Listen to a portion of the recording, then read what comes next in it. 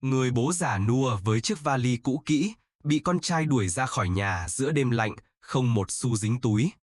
Hàng xóm ai cũng nghĩ ông là gánh nặng, là ông bố già nghèo khổ, ăn bám. Nhưng không ai biết rằng, chỉ vòn vẹn vài tuần sau, chính ông lại khiến cả gia đình ấy không còn nổi một mái nhà để ở. Bí mật nào đã bị giấu suốt 20 năm? Và đâu là cái giá của sự vô ơn này của người con trai? Bạn nghĩ một người bố nên tha thứ hay nên ra đi? Hãy để lại suy nghĩ dưới phần bình luận. Câu chuyện này có thể sẽ khiến bạn phải nhìn lại chính mình. Câu chuyện này đang được kể trên kênh Phật học Tu Sữa. Đừng quên nhấn đăng ký kênh để không bỏ lỡ video mới nhất của chúng tôi. Ở một vùng quê ven hồ nằm sâu giữa những cánh đồng lúa bạt ngàn và đồi chè xanh mướt, có một người đàn ông sống lặng lẽ trong một căn nhà cấp 4 nhỏ bé, lợp mái ngói đã ngả màu theo thời gian. Ông tên là Thiện. Người dân trong làng gọi ông là ông Thiện già, một cách vừa thân thuộc, vừa hơi có chút xa cách. Ai cũng nghĩ ông là một người đàn ông già neo đơn sống bằng đồng lương hưu ít ỏi sau khi về già. Thỉnh thoảng ai đó thấy ông đạp xe ra chợ, mua mấy bó rau, vài ký gạo hay vài con cá khô, rồi lại lặng lẽ quay về như chưa từng xuất hiện. Ông không trò chuyện nhiều, không tham gia hội hè, không dính líu đến xóm giềng, và dường như cũng chẳng có người thân nào lui tới. Những đứa trẻ trong làng đồn rằng ông từng là ông thầy giáo, có người lại bảo ông là người quân đội về hưu, thậm chí có mấy ông bà hàng xóm thỉnh thoảng ngồi tụm năm tụm bảy lại nói. Ông Thiện hồi trẻ, nghe đâu đẹp trai lắm, lấy vợ giàu trên phố lớn, mà không biết sao cuối đời lại về đây sống một mình. Nhưng không ai biết sự thật, bởi chính ông chưa từng nói ra. Ông Thiện thường ngồi trước hiên nhà vào buổi chiều, lặng lẽ nhâm nhi tách trà xanh tự tay mình pha, mắt dõi theo những tán cây đang đung đưa trong gió. Có người gọi ông Thiện sống khép kín, nhưng với ông, đó là sự tĩnh lặng cần thiết sau một quãng đời đầy biến động đã từng xảy ra với ông. Gần 20 năm trước, ông không phải là ông Thiện già, mặc chiếc áo nâu xộc cũ kỹ như bây giờ. Ông là chồng của bà Thùy Tiên, một doanh nhân thành đạt, người sáng lập và điều hành một tập đoàn kinh doanh bất động sản lớn tại Hà Nội. Họ từng sống trong một căn biệt thự sang trọng giữa trung tâm quận Hoàn Kiếm Hà Nội, nơi tiếng còi xe và ánh đèn thành phố chưa bao giờ ngủ. Họ có một cậu con trai tên là Hùng, học giỏi, ngoan ngoãn và là niềm tự hào của cả hai. Cuộc sống của ông từng là hình mẫu mơ ước đối với nhiều người.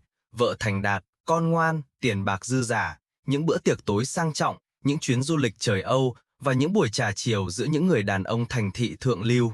Cho đến một ngày tháng 9, chiếc máy bay mang số hiệu định mệnh chở vợ và con trai ông đi công tác rơi xuống biển chỉ vài giờ sau khi cất cánh, không ai sống sót. Một cú điện thoại lúc rạng sáng đã thổi bay tất cả gia đình, tương lai, cuộc sống. Ông Thiện gục ngã, trong vòng một tuần, căn biệt thự biến thành ngôi nhà lạnh lẽo đến đáng sợ, không còn tiếng cười, không còn bàn tay nhỏ của Hùng kéo chân bố nũng nịu, không còn dáng bà qua ngồi trầm ngâm bên cửa sổ đọc báo. Ông Thiện trở thành một cái bóng của chính mình. Người ta đến viếng nhiều, chia buồn nhiều, nhưng rồi ai cũng quay trở lại cuộc sống của mình. Chỉ có ông là không thể. Nỗi đau ấy không nằm trong nước mắt, mà nằm ở sự trống rỗng kéo dài triền miên như hố sâu không đáy. Ông không bán tài sản, cũng không phân chia cổ phần, chỉ lặng lẽ chuyển toàn bộ quyền điều hành cho một đội ngũ tin tưởng đã theo vợ ông nhiều năm. Số tài sản ông sở hữu hàng trăm tỷ đồng, gồm cổ phần doanh nghiệp, bất động sản, sổ tiết kiệm và tài sản cá nhân được chuyển hết vào một quỹ ủy thác đứng tên ông tại một ngân hàng lớn. Mọi giấy tờ đều hợp pháp, nhưng ông không đụng vào. Như một lời nguyện thầm lặng, ông để lại tất cả phía sau và rời thành phố trong đêm không lời tạm biệt. Ông đến vùng quê này sống như một người xa lạ, mua một mảnh đất nhỏ bằng tên mới, xây ngôi nhà đơn sơ, sống cuộc đời của một người bình thường. Những bộ quần áo ông mặc là do chính bà mua cho từ hồi ấy. Điện thoại ông dùng là loại phím bấm cũ kỹ, chẳng ai có số, cũng chẳng ai gọi đến. Ông chỉ giữ lại một quyển sổ tay, trong đó ghi lại vài kỷ niệm về vợ con, và một phong thư chưa từng mở, lá thư cuối cùng của con trai gửi từ sân bay trước giờ bay mà ông mãi chưa đủ can đảm để đọc. Thời gian cứ thế trôi, ông Thiện sống qua từng mùa lúa, từng mùa mưa, mỗi sáng đạp xe ra chợ, mỗi chiều tới rau sau vườn, mỗi tối ngồi nghe tiếng ếch nhái hỏi nhau từ những cánh đồng xa xăm. Ông không còn là ông Thiện, chồng của bà vợ giám đốc, ông chỉ là ông Thiện, người đàn ông đã chọn một cuộc sống yên bình sau bão tố. Nhưng rồi một ngày, như một sợi dây vô hình kéo ông trở lại với cuộc đời vốn dĩ không cho phép ông được trốn mãi. Ông gặp lại ánh mắt của quá khứ, trong hình hài một đứa trẻ bị bỏ rơi giữa cơn mưa xối xả. Cậu bé không nói, chỉ run rẩy nép bên gốc cây đa đầu làng, ánh mắt ướt át như dán chặt vào ông khẩn cầu. Và trong khoảnh khắc ấy, ông Thiện bỗng thấy trái tim mình đập trở lại, đau nhưng sống. Giống hệt như lần đầu ông nhìn thấy Hùng, lúc con còn bé, ánh mắt ấy lành lặn nhưng yếu đuối, khát khao được chạm vào một tình yêu không điều kiện. Ông đưa đứa trẻ về, ông không cần biết tên nó là gì, bố mẹ nó ở đâu và vì sao bị bỏ lại. Ông chỉ biết rằng, có lẽ cuộc đời đang gửi đến cho ông một cơ hội để yêu thêm một lần nữa. Lần này, không phải để giữ gìn một gia sản, mà là để gìn giữ một sinh mệnh. Và từ giây phút đó, mọi thứ bắt đầu thay đổi, không ồn ào, không kịch tính, mà nhẹ nhàng như cách một trái tim bắt đầu học cách đập lại, sau khi từng ngưng hẳn vì đau đớn. Hôm ấy trời mưa tầm tã, những cơn gió đông kéo theo từng đợt nước quất rát vào mặt, khiến cả làng như thu mình lại trong sự ẩm ướt và giá lạnh. Ông Thiện vừa đi chợ về, chiếc áo mưa mỏng dính vào người, bàn tay cầm quai xe đạp run lên vì lạnh. Khi đi ngang cổng chùa Ngọc Long, ngôi chùa nhỏ đầu làng nơi ít ai lui tới, ông bất chợt thấy một bóng nhỏ co ro bên mép bậc thềm, nép sát vào cột đá như cố tránh gió. Ban đầu ông cứ tưởng đó là một đống vải cũ ai vứt lại, nhưng khi đạp xe qua rồi, ánh mắt ông bất giác quay lại, và một cử động khẽ khàng như một cái rùng mình yếu ớt khiến tim ông thắt lại. Ông dừng xe, cơn mưa vẫn xối xả không thương tiếc. Ông quay lại tiến đến gần cái bóng nhỏ kia và cúi xuống. Đó là một bé trai không quá 5 tuổi, người tím tái, áo quần ướt sũng, tóc dính bết vào trán, môi thầm lại vì lạnh, đôi mắt to tròn mở hé, ánh nhìn mơ hồ nhưng vẫn còn ánh lên một tia mong cầu, tia sáng mong manh, như chính sự sống còn sót lại trong cơ thể gầy gò ấy. Trời ơi, ông Thiện khẽ thốt lên, ông lập tức tháo áo mưa, quấn lấy đứa bé, ôm chặt vào lòng rồi vội vã đạp xe ngược trở lại trạm y tế xã. Suốt quãng đường, ông vừa thầm cầu nguyện vừa gắng sức giữ chặt thân thể bé nhỏ ấy sát ngực mình, để sưởi ấm. Ông không biết tại sao một đứa trẻ lại bị bỏ rơi ở cổng chùa, cũng không có thời gian để suy nghĩ. Trong giây phút ấy, chỉ có một điều ông biết chắc, nếu không kịp, đứa bé này sẽ không qua khỏi. Tại trạm y tế, các y bác sĩ lập tức truyền nước, sưởi ấm, làm đủ các thủ tục để cứu sống cậu bé. Ông Thiện ngồi chờ ngoài hành lang, nước mưa thấm vào tóc, lưng áo vẫn chưa khô. Nhưng ông chẳng để tâm, trong lòng ông lúc đó không phải sự tò mò, không phải sợ hãi, mà là một nỗi lo lắng kỳ lạ, như thể ông vừa suýt mất đi một thứ rất quan trọng, dù chỉ mới vừa gặp. Đứa bé được cứu sống. Bác sĩ bảo em bị suy hô hấp nhẹ vì lạnh và đói, cơ thể thiếu dưỡng chất nghiêm trọng, có dấu hiệu bị bỏ rơi lâu ngày. Khi được chuyển lên phòng điều trị, em không khóc, cũng không nói một lời, chỉ nhìn ông Thiện không rời mắt. Mấy ngày sau không có ai đến nhận, không có ai báo mất con, cũng không có bất cứ thông tin nào liên quan đến thân phận cậu bé. Trưởng chùa cũng xác nhận không ai gửi con nhờ chăm sóc, và camera an ninh không ghi lại được hình ảnh nào vì mưa quá to. Cậu bé trở thành một đứa trẻ không tên đúng nghĩa. Ông Thiện quyết định làm điều mà không ai ngờ đến, bảo xin làm giấy tờ nhận nuôi hợp pháp, nhận hết trách nhiệm, ký tên, chỉnh giấy tờ, xác minh năng lực tài chính, tất cả đều âm thầm, không khoe khoang, không cần ồn ào. Khi nhân viên công an xã hỏi lý do, ông chỉ mỉm cười nói, tôi không đành lòng bỏ nó lại. Ông đặt tên cho cậu bé là Tâm, đơn giản vì ông mong em sẽ sống một cuộc đời tâm lương thiện, khác với những cay đắng đã từng gánh chịu. Từ ngày ấy, căn nhà nhỏ của ông Thiện không còn yên tĩnh tuyệt đối như trước nữa. Tiếng bước chân trẻ con lạch cạch vang lên mỗi sáng, tiếng ho khan khe khẽ mỗi khi trái gió chờ trời, và đôi khi là cả tiếng cười khúc khích giữa đêm khi ông kể chuyện cổ tích bằng giọng trầm ấm. Tâm không nói nhiều, nhưng ánh mắt em thay đổi dần theo năm tháng, từ sự dè dặt sợ sệt sang an tâm và yêu thương. Cậu bé trở nên quấn bên ông Thiện một cách tự nhiên. Không cần ai dạy, không cần ai nhắc, ông Thiện lo cho Tâm từ miếng ăn đến giấc ngủ. Ông đạp xe đưa em đến lớp mẫu giáo, rồi tiểu học, trung học. Mỗi mùa tiệu trường, ông tự tay khâu lại cặp sách cũ, vá lại chiếc áo đồng phục quá khổ, rồi dúi vào cặp em hộp cơm bé xíu, lúc nào cũng có trứng chiên và dưa leo. Em chưa từng thấy ông Thiện khóc, chưa từng thấy ông la mắng nặng lời. Nhưng mỗi khi em bệnh, ông lại thức cả đêm ngồi bên đầu giường canh từng nhịp thở. Em cũng chưa từng biết rằng trong ngăn tủ cũ kỹ kia là hàng loạt giấy tờ ngân hàng với số dư tài khoản lên đến hàng chục tỷ đồng. Hay rằng ông có thể dễ dàng cho em học trường quốc tế, nhưng lại chọn giữ con lại bên mình, nơi có mái nhà mộc mạc và tình yêu không điều kiện. Đối với người ngoài, ông Thiện vẫn là người đàn ông sống kham khổ, nhưng đối với Tâm, ông là cả thế giới. Có lần, khi em được cô giáo mời đại diện lớp lên nhận thưởng học sinh giỏi toàn huyện, em quay xuống sân trường nơi ông Thiện đứng nép sau gốc cây vải, tay cầm bó hoa dại, ánh mắt rưng rưng. Em chạy thật nhanh xuống ôm lấy ông, không quan tâm bạn bè có cười. Ông ơi, con giỏi là nhờ ông là ba con phải không? Câu nói ấy khiến ông Thiện lặng người rồi ôm em thật chặt. Phải, từ lâu lắm rồi, ông không còn coi em là đứa trẻ được nhặt về. Em chính là một phần cơ thể, một phần hơi thở của ông. Tâm lớn lên khỏe mạnh, ngoan ngoãn, chưa từng hỏi về cha mẹ ruột của mình. Có lẽ em biết, hoặc có lẽ chỉ cần có ông Thiện, mọi câu hỏi khác không còn quan trọng.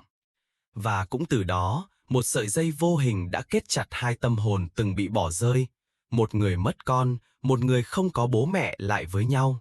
Như thể định mệnh từng vỡ vụn, nay được gắn lại bằng tình thương không lời.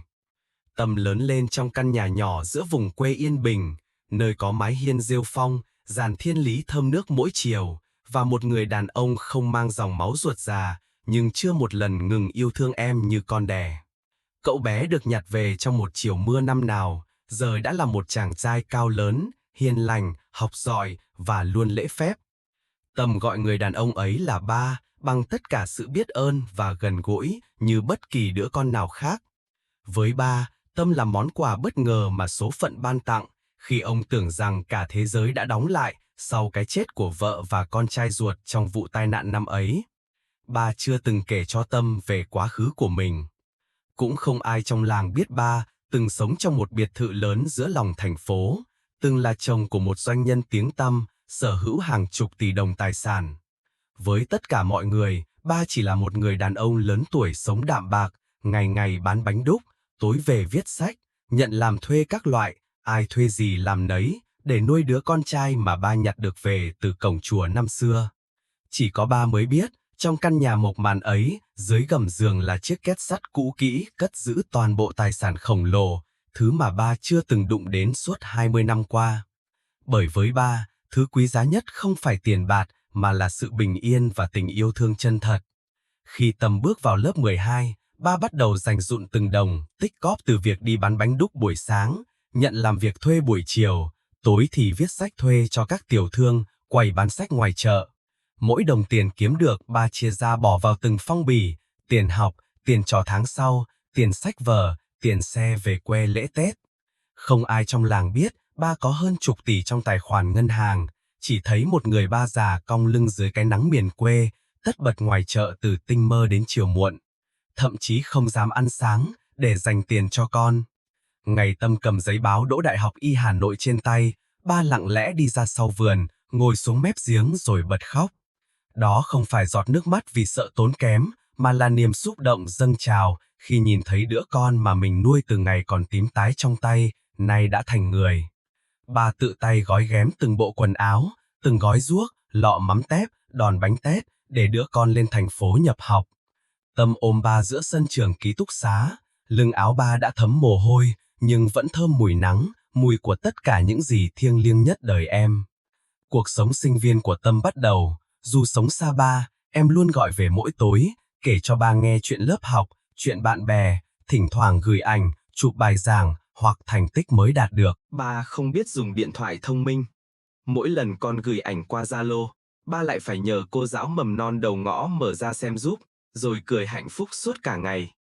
Ba không kể với ai, nhưng trong lòng luôn ghi nhớ từng cột mốc của con trai, điểm thi đầu kỳ, kết quả học bổng, hay chỉ đơn giản là hôm nay con ăn gì. Để lo đủ tiền học phí, sinh hoạt phí, tiền thuê trọ và sách vở cho Tâm, ba làm việc không ngừng nghỉ. Có những đêm đông lạnh cắt da, ba vẫn ngồi trong ánh đèn dầu leo lét, ba ngồi viết sách cho kịp đơn hàng giao ngày mai. Có hôm mệt đến nỗi ngủ gục trên ghế, đầu gục xuống bàn, tay vẫn cầm cây bút. Vậy mà mỗi khi nghe chuông điện thoại vang lên với dòng chữ Thiện gọi, ba lại bật dậy, lau mặt rồi tươi cười trả lời. Con ăn gì chưa? Có lạnh không? Có đủ tiền không con? Dù ba chưa từng dùng đến tiền trong tài khoản ngân hàng, nhưng không phải vì cố chấp. Ba tin rằng con trai mình cần học cách trưởng thành, từ những gì chân thật nhất, không ỷ lại, không dựa dẫm. Ba dạy Tâm rằng, làm người phải biết sống tử tế, biết ơn, đừng nghĩ cái gì cũng là nghĩa vụ của người khác. Người cho mình một chén cơm, mình nhớ ơn cả đời. Còn nếu có thể, còn hãy làm việc để trả lại gấp đôi cho đời. Tâm thuộc nằm lòng những lời ấy, và luôn cố gắng sống đúng như ba kỳ vọng. Dẫu vậy, đôi lúc Tâm vẫn tự hỏi, tại sao ba sống quá kham khổ như vậy? Tại sao ba không bao giờ mua đồ mới cho bản thân, không đi khám bệnh dù ho nhiều ngày, và nhất quyết không nhận tiền trợ cấp nào từ bất kỳ ai? Có khi nào ba từng có quá khứ khó khăn đến mức không muốn nhắc lại? Những câu hỏi ấy lặng lẽ nằm trong lòng Tâm suốt những năm đại học, và cậu vẫn luôn hứa với bản thân rằng, sau khi tốt nghiệp đi làm, cậu sẽ lo cho ba sống đầy đủ hơn, cho ba nghỉ ngơi, chữa bệnh, sống trong một ngôi nhà khang trang hơn căn nhà mái ngói cũ kỹ kia. Thế nhưng cuộc đời vốn không đơn giản như lời hứa. Khi Tâm bước vào năm cuối đại học, một người con gái xuất hiện dịu dàng, xinh đẹp, thông minh và rất khéo léo, người sẽ trở thành vợ của Tâm trong tương lai. Ba không biết, và cũng không ngờ rằng, chính từ đây mọi thứ sẽ bắt đầu rẽ theo một hướng khác. Một hướng mà dù có yêu thương đến đâu, ba cũng không thể ngăn cản lòng người đổi thay. Khi Tâm báo với ba rằng, cậu sắp cưới vợ, ba chỉ lặng người vài giây, rồi mỉm cười hiền hậu, nghĩa là con hạnh phúc. Ba nói, dù trong lòng dâng lên một cảm xúc khó gọi tên, nửa vui mừng, nửa lo lắng.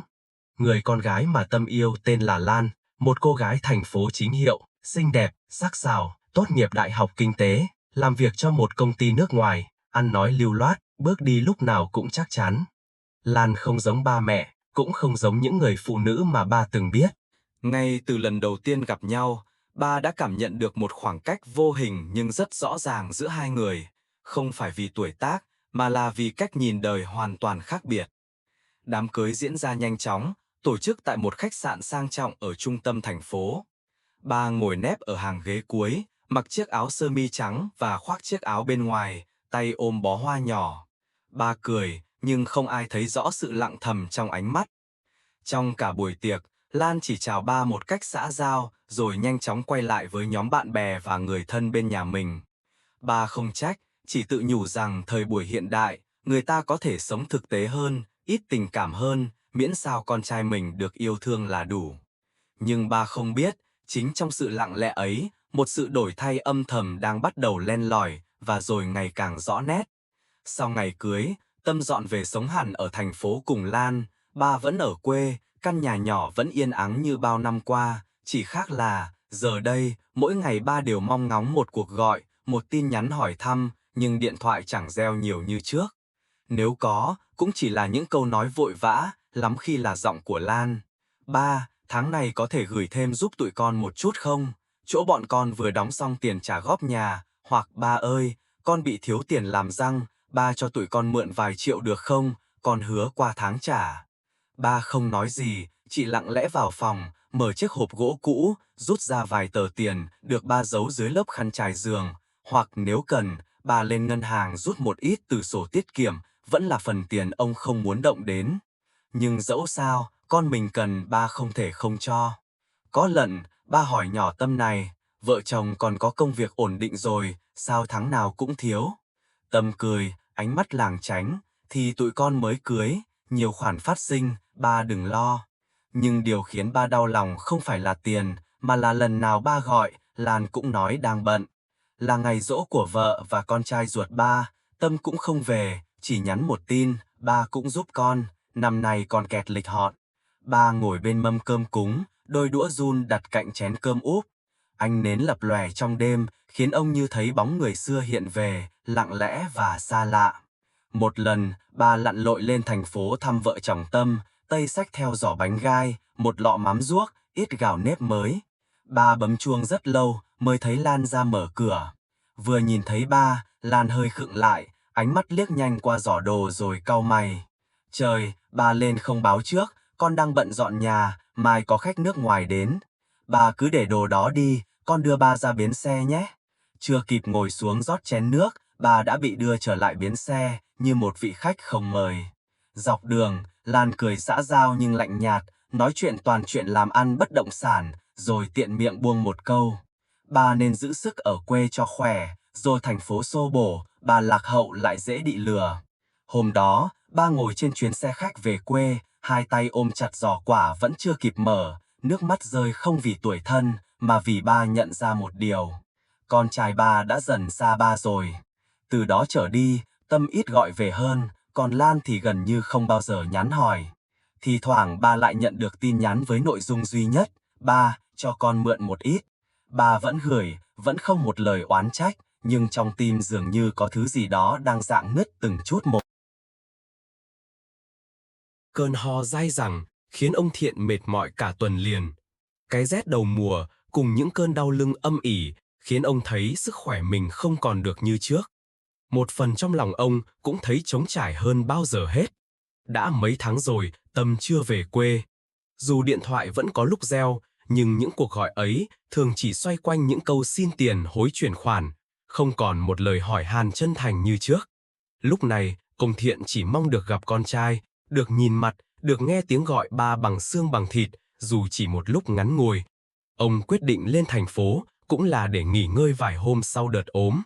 Ông không báo trước, đơn giản vì ông nghĩ con trai ông, đứa con mà ông nuôi nấng từ một đứa bé bị bỏ rơi, cho đến lúc tốt nghiệp đại học, sẽ không bao giờ để ba mình đứng ngoài cửa. Ông xếp vài bộ đồ vào chiếc vali nhỏ, không mang theo tiền mặt, cũng chẳng rút tiền từ tài khoản tiết kiệm. Ông muốn thử một điều gì đó, một phép thử nhẹ nhàng nhưng đầy ám ảnh. Nếu một ngày ông không còn gì trong tay, con trai ông có còn giang tay đón ông không? Chuyến xe đem đưa ông đến trước khu chung cư nơi vợ chồng Tâm sống. Căn hộ nằm ở tầng 27, rộng rãi, tiện nghi, là thành quả mà Tâm từng tự hào khoe với ông. Ông bấm chuông, cánh cửa mở ra và người đầu tiên xuất hiện là Lan, con dâu ông. Ánh mắt Lan thoáng chút bất ngờ, nhưng lập tức chuyển sang lạnh lùng. Ủa, ba lên mà không báo trước ạ? Cô hỏi. Giọng xã giao nhưng không che được vẻ khó chịu. Tâm bước ra sau tiếng gọi của vợ. Anh sững lại khi thấy ba rồi cười gượng. Ba, sao ba lên mà không nói con trước? Ông Thiện nở nụ cười hiền hậu, tay vẫn nắm chặt tay cầm chiếc vali. Ba, bị cảm mấy hôm nay ở quê, lạnh lắm, hò mãi không dứt, nên ba định lên đây ở với vợ chồng con vài ngày cho ấm. Lan quay lưng bước vào trong, không nói gì. Tâm ngập ngừng vài giây, rồi nói khẽ như sợ ai đó nghe thấy. Ba à, giờ nhà con đang hơi chật, phòng thì Lan cần nghỉ ngơi, bà biết rồi đấy, bầu bí mà. Còn con thì bận công việc, bà về quê nghỉ sẽ tốt hơn. Ông Thiện đứng lặng, đôi tay nhăn nheo siết chặt quai vali đến trắng bệch. Ông cố giữ cho giọng mình bình thản. Chật, thì ba nằm tạm ghế sofa cũng được, có gì đâu mà ngại. Lan lúc này bước ra, khoanh tay dứt khoát. Ba ơi, bà thương con thì về quê giúp con với, chứ thật sự, giờ con cần nghỉ ngơi, còn stress lắm. Ở đây bụi ồn ào, không hợp với ba đâu. Câu nói nhẹ tênh, nhưng như tát vào mặt ông Thiện. Không phải vì lời từ chối, mà bởi sự xa lạ lạnh lùng phát ra từ người phụ nữ mà con trai ông đã chọn làm vợ. Ông im lặng bước vào, ngồi xuống mép ghế, không nói gì thêm. Tâm lúng túng nhìn vợ, rồi nhìn mẹ, ánh mắt dao động, rồi cuối cùng lại chọn cách quay đi. Đêm xuống, căn nhà sang trọng ấy chìm vào im lặng. Không ai hỏi ông đã ăn gì chưa, không ai chạy chăn hay rót cho ông cốc nước ấm. Ông ngồi đó, ôm chiếc vali nhỏ, ánh mắt nhìn vào khoảng không vô định. Những ký ức ngày xưa ùa về ngày Tâm còn nhỏ. Chỉ cần ho một tiếng là ông thức trắng đêm nấu nước sông. Khi cậu biết đi xe đạp, mỗi lần ngã là ông chạy ra nâng lên, xoa bóp đến cả tuần. Và giờ đây, khi ông yếu, chỉ mong được con trai cho ở nhờ một đêm thì lại là điều không tiện. Gần nửa đêm, Tâm bước ra, tay cầm điện thoại. Ba, để con gọi taxi cho ba về quê luôn trong đêm nhé, chứ sáng mai con đi làm sớm không tiễn ba được. Ông Thiện chậm rãi đứng dậy, khẽ gật đầu. Ừ, vậy cũng được. Không nước mắt, không trách móc. Ông kéo chiếc vali nhỏ ra cửa, đôi chân run nhưng vẫn vững chãi. Trước khi bước vào thang máy, ông quay lại nhìn Tâm, cậu con trai mà ông từng coi là lẽ sống, là ánh sáng cuối cùng trong cuộc đời mình, rồi khẽ nói, con nhớ chăm vợ con cho tốt. Ba không sao. Chiếc taxi đêm lao đi trong thành phố thương người. Trong túi ông không có một đồng. Không vì nghèo, mà vì ông đã chọn để lại tất cả, kể cả lòng tin, để thử xem mình còn gì trong mắt những người mình thương yêu nhất. Sau đêm bị đẩy ra khỏi căn hộ của con trai, ông Thiện không về quê. Ông bảo với tài xế taxi dừng lại ở một con ngõ nhỏ gần bến xe, nơi có nhà nghỉ giá rẻ, mà năm xưa ông từng ghé qua trong một lần đưa Tâm đi thi đại học. Phòng nhỏ, tường cũ ẩm mốc, chiếc quạt trần kêu lọc cọc, nhưng với ông Thiện như thế là quá đủ. Ông đã quen với sự đơn giản, chỉ cần một góc nằm yên tĩnh để gom lại những mảnh vỡ trong lòng. Sáng hôm sau, ông Thiện ra tiệm tạp hóa gần đó, mua một tờ báo, vài món ăn nhẹ rồi quay về phòng. Khi mở điện thoại ra để kiểm tra tin nhắn không có lấy một dòng từ Tâm nhắn cho, ông vô tình thấy một tin nhắn từ người bạn cũ cùng quê, làm công nhân tại khu chung cư nơi vợ chồng Tâm sinh sống. Tin nhắn ngắn gọn nhưng như mũi dao lướt ngang qua trái tim ông. Anh Thiện ơi, hôm nọ em nghe cô Lan với anh Tâm nói chuyện với hàng xóm tầng dưới. Họ kể, anh là ông già nghèo vô dụng, lên làm phiền vợ chồng con cái, ăn bám mà không biết xấu hổ. Em nghe xong nghẹn cả cổ, không biết anh có biết chuyện không? Ông Thiện đọc đi đọc lại đoạn tin ấy mấy lần, đôi mắt đỏ hoe. Dù từng trải, dù đã từng rơi vào vực sâu tăm tối nhất của cuộc đời, ông vẫn không ngờ đến một ngày, người con trai mà mình hy sinh cả đời để nuôi lớn, lại đi nói những lời cay nghiệt đến vậy với thiên hạ. Ông không giận, chỉ thấy xót cho bao năm nuôi dạy, bao đêm trắng viết sách kiếm tiền học phí, bao giọt nước mắt rơi trong âm thầm, nay chỉ đổi lại bằng hai chữ ăn bám. Thế nhưng chuyện đó chưa là gì. Một tuần sau, ông tình cờ gặp lại chị Hằng bạn cũ của ông, từ thời còn làm giúp việc giờ, đang bán đồ ăn sáng gần khu đất vàng ven sông. Trong lúc trò chuyện, chị Hằng ngập ngừng hỏi nhỏ, anh có biết căn nhà của anh ở quê, nghe đâu con anh đang tìm mối bán lại không? Ông Thiện thoáng khựng lại, bán căn nhà đó đứng tên nó đâu mà bán được, thì nghe nói con dâu anh đang tìm cách gạ múa giấy tờ từ phường, nói là nhà do chồng con góp tiền xây, giờ ba già ở dưới quê không còn khả năng lo nữa, nên nhượng lại cho tụi nó đầu tư. Ông Thiện im lặng, lòng lạnh đi từng đợt, căn nhà đó từng viên gạch, từng khung cửa đều từ tay ông gây dựng. Dù đứng tên con, nhưng từ khi xây đến giờ, chưa một đồng nào là từ vợ chồng Tâm bỏ ra. Vậy mà giờ, họ xem nó như của riêng, giao bán âm thầm, không một lời hỏi ý kiến. Trong mắt họ, ông người ba đã còng lưng nuôi con nhỏ, không còn là chủ nhân của bất kỳ điều gì nữa, thậm chí không bằng một món hàng được đem ra tính toán lời lỗ. Tối đó, trở về phòng trọ, ông Thiện bật đèn rồi ngồi rất lâu bên cửa sổ. Ánh đèn ngoài phố hắt vào khuôn mặt ông không giận dữ, không bi lụy, mà là một nụ cười nhạt, sắc như lưỡi dao được mài kỹ. Lần đầu tiên sau gần 20 năm giấu kín thân phận, ông Thiện tự nhủ, đã đến lúc phải cho họ thấy một người ba già mà họ gọi là ăn bám, vô dụng, thực ra là ai. Ông mở chiếc điện thoại cũ, lục lại danh bạ, tìm một cái tên quen thuộc. Ông Long, người từng là trợ lý riêng cho vợ ông suốt gần 2 thập kỷ. Dù đã nghỉ hưu, ông Long vẫn giữ liên lạc, mỗi dịp lễ Tết đều gọi hỏi thăm ông bằng sự tôn kính chân thành. Ông Thiện, giọng ông vang lên đầy mừng rỡ. Tôi muốn anh giúp tôi một việc. Tôi cần thuê một căn nhà ở tạm trên thành phố. Đơn giản thôi, nhưng phải đủ để bắt đầu kế hoạch nhỏ. Ông Long hỏi, anh tính lộ diện chưa? Nhưng tôi sẽ không để yên cho họ mang hai chữ lương tâm, quẳng đi như rác. Vài ngày sau, ông Thiện chuyển đến một căn hộ nhỏ, nằm khuất trong ngõ gọn gàng, đủ tiện nghi và tuyệt đối kín tiếng. Ông thuê thêm một người đàn ông trung niên tên Hưng, từng làm bảo vệ cho công ty vợ cũ. Ông giờ làm tài xế riêng, kiêm người hỗ trợ các công việc nhỏ. Ông bắt đầu cử ông đi thăm dò tình hình nhà đất ở quê, kiểm tra giấy tờ sở hữu, đồng thời âm thầm nhờ luật sư quen, tìm hiểu giao dịch mua bán trái phép liên quan đến ngôi nhà đang bị rao bán. Những buổi sáng, ông ngồi ở ban công tầng 3, nhấm nháp trà nóng, đọc hồ sơ, lặng lẽ như một người đã quen sống giữa những tổn thương. Nhưng trong đôi mắt ông lúc này không còn nỗi buồn, mà là sự tỉnh táo, sắc sảo và một chút cay đắng đã thành kim loại. Trong đầu ông lúc này đã có kế hoạch, không phải trả thù, mà là thức tỉnh. Những ngày đầu sống tại căn hộ nhỏ thuê tạm trong ngõ vắng, ông Thiện không vội vàng hành động. Ông dành thời gian để kiểm tra lại toàn bộ giấy tờ liên quan đến các khoản đầu tư, từ thời vợ ông còn sống, những tài sản mà ông chưa từng đụng đến suốt gần 20 năm. Một phần vì muốn rút lui khỏi thế giới đầy thị phi sau biến cố mất vợ và con ruột, phần còn lại là để dành cho Tâm, đứa con mà ông từng xem là món quà cuối cùng của cuộc đời.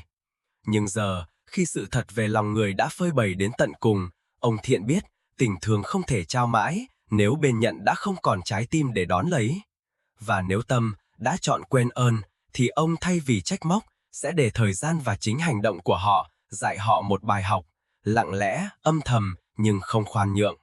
Việc đầu tiên ông làm là liên hệ lại luật sư riêng của vợ quá cố, ông Cảnh, người từng nắm giữ toàn bộ khối tài sản và các hợp đồng chuyển nhượng từ thời doanh nghiệp của gia đình còn hoạt động mạnh mẽ. Sau một tuần rà soát, ông Cảnh xác nhận mọi tài sản, kể cả các căn nhà, tài khoản đầu tư, vàng và cổ phiếu, đều vẫn đứng tên ông. Chỉ có căn nhà dưới que, nơi ông sinh sống với Tâm thời nhỏ, là do ông tự nguyện ghi tên con để tạo điều kiện lập nghiệp. Giờ ông muốn chuyển lại không? Ông Cảnh hỏi, muốn ông Thiện đáp gọn, nhưng làm cho em, không cần để chúng biết. Hiểu rồi, ông gật đầu. Và còn căn nhà que, tôi muốn mua lại nó với giá thị trường.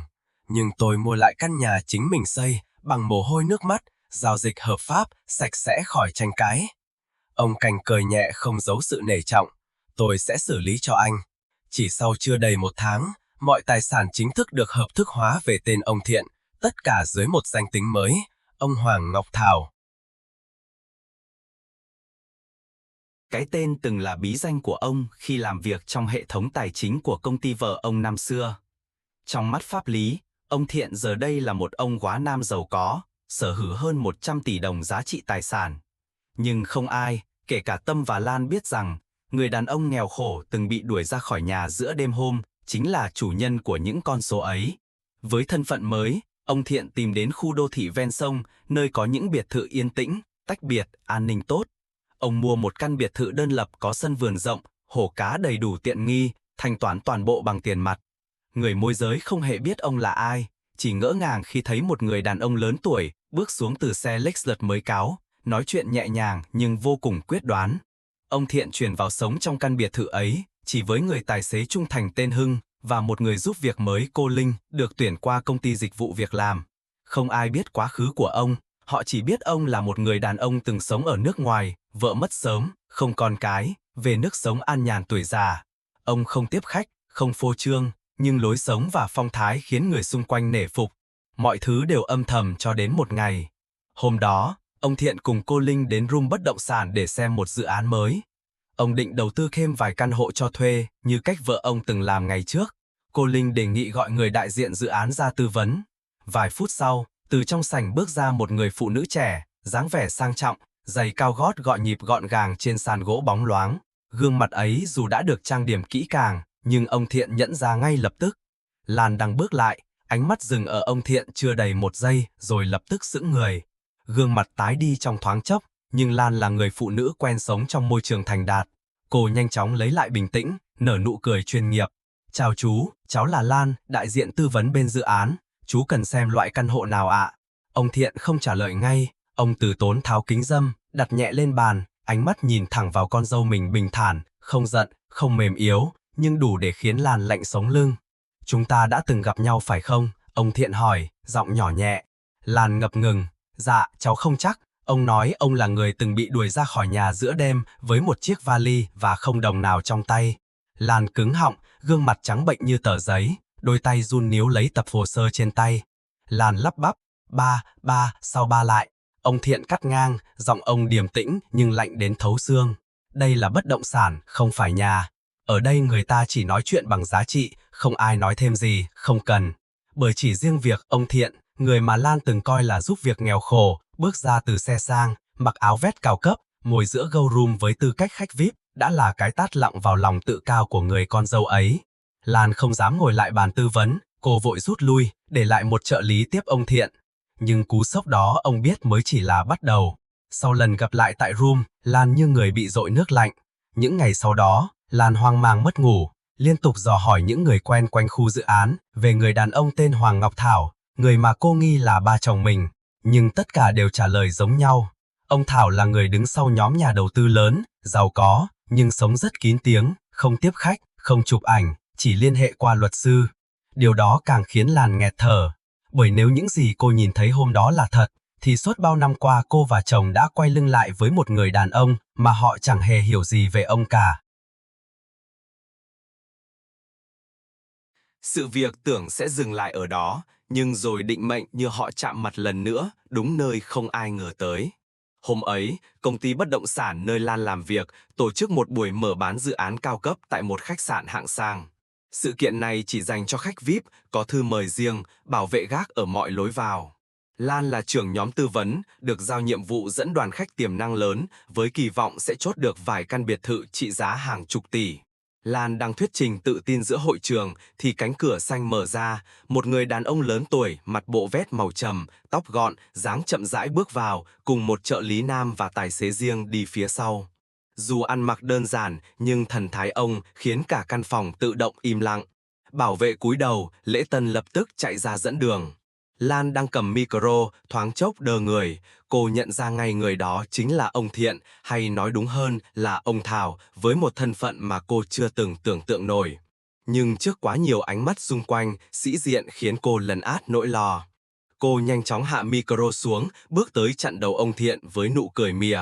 Bác à, không ông Thảo, hôm nay ông cũng đến sự kiện này à, không biết ông có thư mời không nhỉ? Giọng nói vang đủ lớn để cả vài bàn gần đó quay lại nhìn. Cô nhấn nhá từ thư mời như một lời cảnh cáo. Đừng tưởng khoác áo lụa mà có thể bước vào nơi giới thượng lưu tụ tập. Ông Thiện không trả lời, ông chỉ đứng yên, ánh mắt bình thản lướt qua Lan như nhìn một người xa lạ. Người trợ lý bên cạnh ông nhẹ nhàng đưa ra một phong bì trắng thư mời bản cứng, có in tên ông Thảo trên thiệp mạ vàng, cùng chữ ký giám đốc điều hành tổng công ty. Đúng lúc ấy, vị quản lý cấp cao của dự án anh Trung bước ra. Vừa thấy ông Thiện, anh lập tức thay đổi thái độ, cúi đầu chào trang trọng. Ông Thảo, cháu không ngờ chú lại ghé đến sự kiện hôm nay. Bên cháu đã chuẩn bị phòng VIP cho chú riêng ở tầng 3, mời chú đi lối này ạ. Rồi anh quay sang Lan, nét mặt xa sầm. Cô Lan, ai cho phép cô nói chuyện với khách hàng cấp kim cương bằng giọng điệu như vậy? Lan chết sững, cô chưa bao giờ thấy quản lý mình hạ giọng lễ phép đến thế. Những người xung quanh bắt đầu xì xào. Có người nhận ra ông Thiện chính là chủ nhân căn biệt thự mới nổi khu đô thị bên sông. Một người đàn ông được xem là nhà đầu tư chiến lược của cả tập đoàn. Trong khoảnh khắc ấy, như để kết thúc vở kịch nhỏ, ông Thiện rút nhà từ túi xách một chiếc điện thoại. Trên màn hình là giao diện ngân hàng, số dư hiện rõ 127 tỷ 435 triệu Việt Nam đồng. Ông nghiêng điện thoại để ánh sáng từ trần chiếu lên mặt kính, vừa đủ để những ai đứng gần nhất nhìn thấy. Không một lời khoe mẽ, không tiếng cười đắc thắng, chỉ có một cái nhìn đủ để làm nghẹn họng tất cả những ai từng nghĩ ông là ông già nghèo khổ ăn bám. Lan lùi lại một bước, gương mặt trắng bệch, môi cứng đờ. Ông nhìn quanh, những người từng ngưỡng mộ mình giờ đang thì thầm chỉ trỏ. Người thì tỏ ra kinh ngạc, người thì lắc đầu thương hại. Ông hiểu cú ngã này không chỉ là trước mặt ba chồng mà là ngay giữa sân khấu mà cô từng nghĩ mình đang tỏa sáng. Cô cúi đầu không nói thêm được lời nào, rút lui khỏi sự kiện với bước chân lảo đảo, lòng ê chề đến tận cùng. Ông Thiện không đuổi theo, ông cũng không quay lại nhìn. Hôm ấy, ông vẫn đi tham quan hết dự án, chọn một căn ven hướng sông, đặt cọc ngay tại chỗ, ký hợp đồng mà không cần mặc cả. Trên đường về, ông ngồi yên ở băng ghế sau, tay khẽ đặt lên túi áo, nơi vẫn giữ bức ảnh cũ, chụp ba người, ông, vợ và cậu con trai bé nhỏ mang tên Hùng. Dù vậy, ông vẫn chưa nói gì với Tâm, chưa gọi điện, chưa gửi một lời nhắn. Không phải vì ông hận, chỉ là ông muốn Tâm tự mở mắt như chính cách mà ông một người ba bị đẩy ra khỏi cửa không thương tiếc, đã phải tự mở mắt trước sự thật về những đứa con mà mình nuôi bằng cả đời người. Tâm không còn nhận được cuộc gọi nào từ ba kể từ đêm anh đuổi ông ra khỏi nhà. Ban đầu anh nghĩ ông giận, nhưng rồi sẽ nguôi. Nhưng khi tuần thứ 3 trôi qua, khi mọi liên lạc từ ba hoàn toàn biến mất, anh mới bắt đầu thấy bất an. Mỗi lần về quê, căn nhà cũ đã khóa cổng. Hàng xóm bảo ông Thiện đi đâu mấy tuần nay không thấy, không để lại lời nào. Thậm chí tiền điện nước cũng đã được thanh toán sẵn nhiều tháng. Như thể ông đã tính toán trước việc mình sẽ vắng mặt một thời gian dài. Rồi Tâm bắt đầu nghe phong phanh tin đồn. Một số bạn bè làm biên bất động sản kể với anh về một ông chủ già tên Hoàng Ngọc Thảo giàu có, kín tiếng, đầu tư hàng chục tỷ vào các dự án. Và điều khiến anh chết lặng, có người nói ông Thảo ấy nhìn rất giống ba của anh. Anh bán tín bán nghi, những nỗi lo trong lòng bắt đầu nhói lên từng cơn. Anh về nhà mở tủ lục lại những giấy tờ cũ, những tấm hình cũ có ảnh ông Thiện khi còn trẻ, dáng đứng, ánh mắt giống hệt như người đàn ông mà Lan từng nói đã gặp tại Ovum hôm bữa. Càng nhìn Tâm càng thấy rợn người. Liệu có phải người ba mà anh từng nghĩ nghèo khó, thật ra chưa bao giờ nghèo. Nhưng thay vì âm thầm tìm hiểu, Thay vì đi tìm ba một cách chân thành, Tâm lại chọn con đường khác, đường tắt đầy tính toán mạng xã hội. Một tối, Tâm bật camera lên bắt đầu livestream. Anh ngồi trước màn hình, tóc rối, mắt đỏ hoe, môi mím chặt như cố nhịn khóc. Với giọng run, anh nói, xin chào mọi người, hôm nay tôi không biết bấu víu vào đâu nữa nên mới lên đây. Tôi là một đứa con bị chính ba ruột bỏ rơi. Tôi lớn lên trong nghèo khó, ba không cho tôi tình thương, chỉ có giỏi vọt. Ông ấy suốt ngày đổ lỗi, nói tôi là gánh nặng. Bây giờ khi tôi lập gia đình, ông bỏ đi, không một lời từ biệt, cũng không để lại gì. Tôi không biết ông sống chết ra sao. Tôi đau đớn vô cùng. Lời nói nghẹn ngào, ánh mắt đầy nữa. Tâm diễn tốt hơn cả một diễn viên chuyên nghiệp. Anh kể tiếp, nhiều người nói ba tôi giàu có, tôi số sướng. Nhưng mọi người đâu biết, tôi ăn mì gói cả tuần khi ba bỏ đi làm thuê. Tôi từng không dám mơ có một đôi giày tử tế. Ba không bao giờ ôm tôi. Ba chưa từng nói yêu tôi. Giờ ba có tiền nhưng lại lặng lẽ quay lưng không cho tôi một đồng nào. Tôi thất nghiệp, vợ tôi mang bầu, tôi không biết phải sống sao. Những câu nói đầy nước mắt ấy nhanh chóng lan truyền. Clip được chia sẻ chóng mặt. Có người thương cảm, có người xúc động. Kênh của Tâm tăng vọt hàng chục ngàn lượt theo dõi trong vài ngày. Nhiều người bình luận, ông ba gì mà tàn nhẫn vậy trời. Ba có tiền mà để con sống khổ, đúng là máu lạnh. Anh ơi cố lên, nếu ba anh không thương, chúng tôi thương. Tâm bắt đầu mở mục quyên góp, kêu gọi hỗ trợ để nuôi con nhỏ sắp sinh. Trong vài ngày, tài khoản nhận được hàng trăm triệu. Anh hả hê, lần đầu tiên trong đời, anh thấy diễn vai nạn nhân lại dễ được yêu thương đến vậy. Cho đến một đêm nọ, mạng xã hội bỗng dậy sóng. Lần này không phải vì anh khóc, mà vì ông Thiện lên tiếng. Không xuất hiện trực tiếp, không một lời oán trách, ông Thiện đăng tải một bài viết duy nhất là đường link đến bản scan toàn bộ hồ sơ giấy tờ nuôi dưỡng Tâm trong suốt 20 năm. Đính kèm là hàng chục tấm ảnh hóa đơn viện phí lúc Thiện bị viêm phổi lúc 3 tuổi, học phí đại học mỗi học kỳ, phiếu lương ít ỏi những năm ông đi làm việc kiếm từng đồng, đều được ghi rõ dùng để gửi cho con trai ở trọ. Không dừng lại ở đó, ông còn đăng giấy chứng nhận con nuôi hợp pháp với lời chú thích nhẹ nhàng. Tôi nhận con không phải vì cùng máu mủ, mà vì thương. Nhưng giờ đây, con chọn bịa đặt để xin tiền thiên ạ, tôi không thể im lặng mãi. Bài đăng không dài, không phô trương, nhưng ngay sau đó, mạng xã hội nổ tung. Bình luận dưới clip livestream của Tâm chuyển hẳn sắc thái. Ủa ông nuôi anh ăn học đến lớn mà kêu bỏ rơi, hóa đơn y tế rõ rành rảnh kia kìa. Kêu ba không thương ai, lo anh bận suốt mấy năm trời. Ký tên nhận nuôi đến lớn rồi bị quay lưng kêu không máu mủ, vô ơn quá. Hồi xưa ba anh gửi tiền học, giờ ba không gửi tiền mặt là quay ra bêu díu. Nhiều người từng quyên góp bắt đầu đòi lại tiền. Có người tố cáo clip của Tâm là thông tin sai sự thật, kênh của anh bị ghi report hàng loạt. Đến ngày thứ 3, tài khoản bị khóa tạm thời để điều tra vi phạm nội dung. Tâm gọi điện cầu cứu ba ông Thiện không nghe máy. Không cần nổi giận, ông cũng chẳng cần nói thêm, vì lần này sự thật lên tiếng thay ông. Và cái giá của sự vô ơn là cả xã hội thấy rõ con người thật sau lớp mặt nạ. Cuộc sống có những lúc không cần đến tiếng súng, cũng chẳng cần máu đổ, nhưng vẫn có thể khiến một con người lụn bại chỉ bằng những điều giản đơn nhất, sự thật. Sau khi ông Thiện công bố toàn bộ giấy tờ nuôi dưỡng, mạng xã hội lập tức chuyển hướng. Người ta không còn gọi Tâm là đứa con bị ba bỏ rơi nữa, mà thay vào đó là những cái tên nặng nề hơn. Kẻ lừa đảo cảm xúc, con nuôi vong ơn, kịch sĩ khóc thuê. Nhưng ông Thiện vẫn chưa dừng lại ở đó. Lần này ông không chỉ phản bác, ông kiện hồ sơ vụ kiện được gửi đến tòa án quận với 3 nội dung chính: xúc phạm danh dự, vu khống và lợi dụng thông tin sai sự thật để trục lợi cá nhân.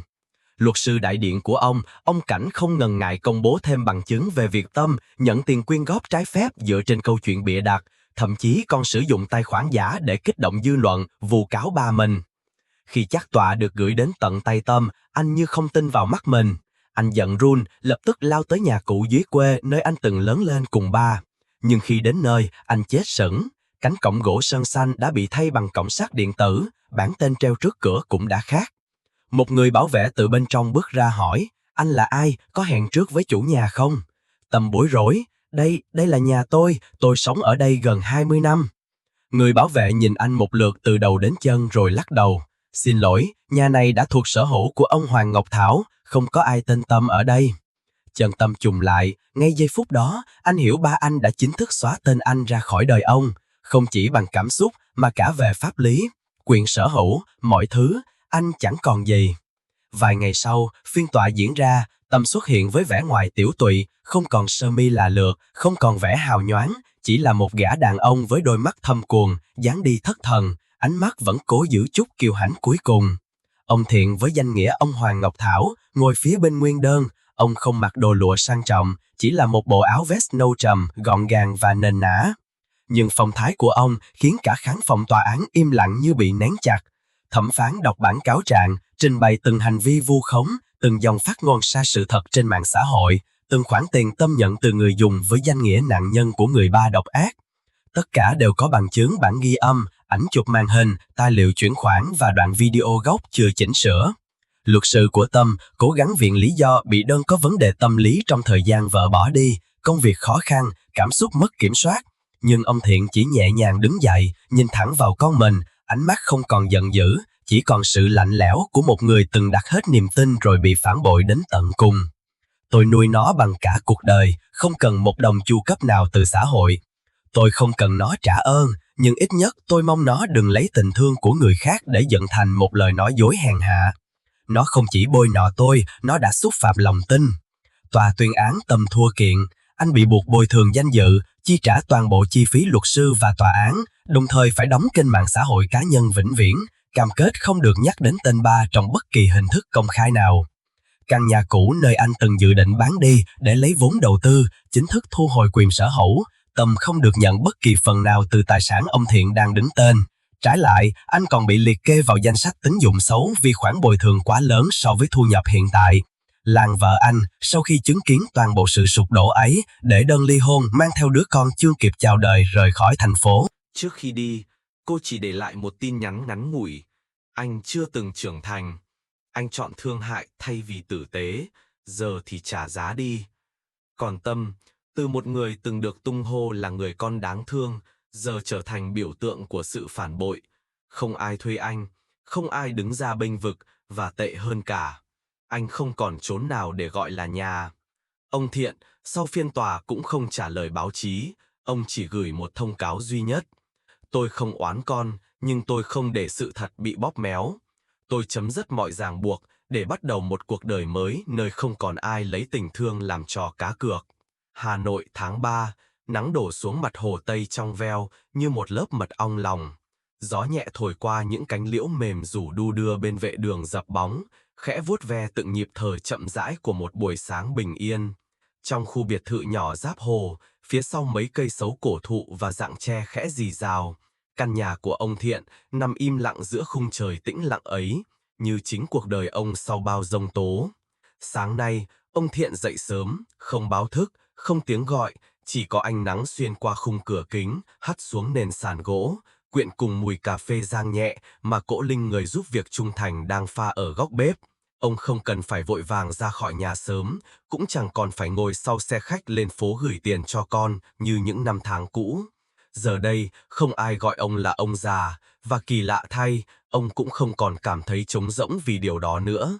Chiếc giá vẽ được đặt ngay gần khung cửa sổ hướng ra hồ.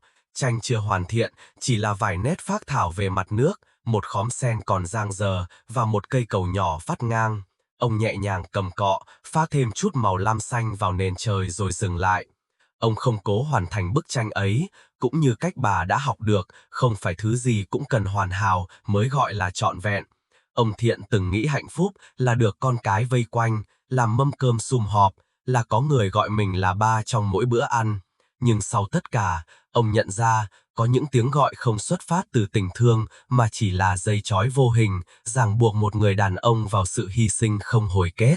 Ông đã đi qua những ngày tháng ấy, từng tự nguyện dâng hiến tất cả, từng chịu đựng, từng chờ đợi và cuối cùng nhận ra mình không sai vì đã yêu thương.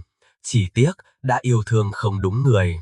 Sau khi thắng kiện, ông không nói thêm gì với Tâm. Ông không đến thăm anh, không hỏi về đứa cháu chưa chào đời, không liên lạc với Lan.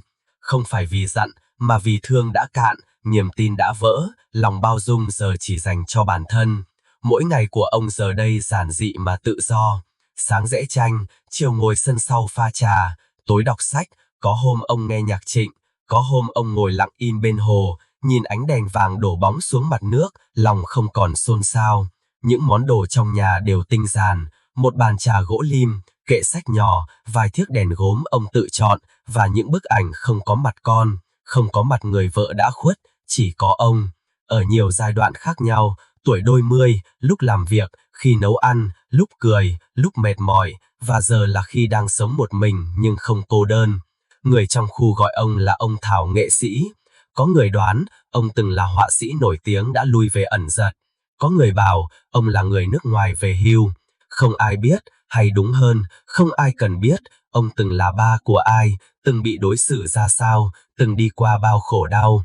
Và điều đó khiến ông nhẹ nhõm. Lần đầu tiên, ông được sống mà không mang theo danh xưng nào cả. Không là chồng ai, không là ba ai, chỉ là ông Thiện hay ông Hoàng Ngọc Thảo, một người đàn ông sống cho chính mình. Thi thoảng ông vẫn đi dạo chợ hoa Quảng Bá, mua một bó cúc họa mi về cắm giữa bàn ăn. Cô Linh hay đùa, ông lúc nào cũng như sống trong thơ. Ông chỉ cười, cười nhẹ, không buồn, không vui, chỉ là cười vì thấy mình vẫn còn cảm nhận được vẻ đẹp của một buổi sáng bình yên. Những người từng làm ông tổn thương giờ đã biến mất khỏi thế giới của ông. Nhưng ông không giữ thù hận, ông không mong họ trả giá, không muốn họ đau khổ, không cần họ xin lỗi, chỉ cần họ ở nơi nào đó hiểu rằng có những tình thương nếu không biết trân trọng, thì dù có quỳ gối cũng không bao giờ lấy lại được. Cuối ngày, khi hồ Tây lên đèn, ông thắp một nén nhang nhỏ trong góc bàn thờ, nơi đặt di ảnh vợ và con trai ruột đã khuất. Ông không cầu nguyện, chỉ khẽ nói, em à, con trai mình mất sớm, anh từng nghĩ Tâm là món quà bù đắp, nhưng hóa ra mọi thứ đều là bài học.